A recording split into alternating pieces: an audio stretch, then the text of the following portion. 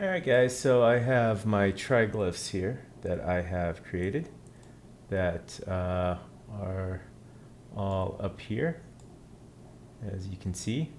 Alright, and what I did is I created a bunch of them, and as you can see they're not perfectly spaced, but they're not bad. And what I did here to space them is that I went to a side view like this, and I kind of had one on top and one in the middle and so on and so forth.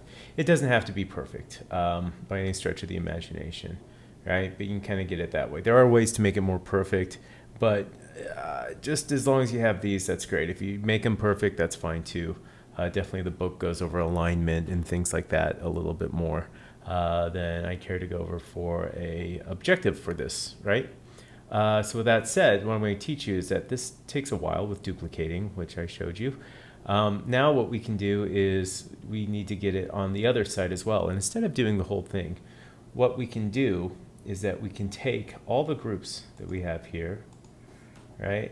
Let me try and select them. And what I can do is go over here to edit, and I can group all these together. So now I have one big group. And if I pull these open, this is where all these live, and so on and so forth, right? So I have one big group here, right? And I can do something like call this try side, for example, right? And what I can do is I can duplicate this, which is a Command or Control D, depending if you're on Mac or PC.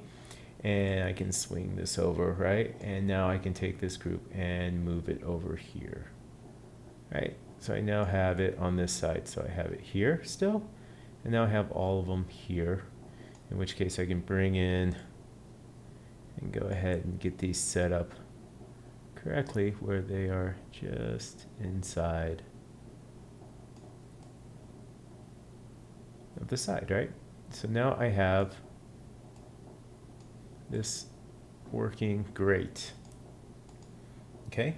So now I have it on that side. So now I need to take it on the front and the back as well, which I'm not going to waste your time doing because you know the process and steps of how to design these.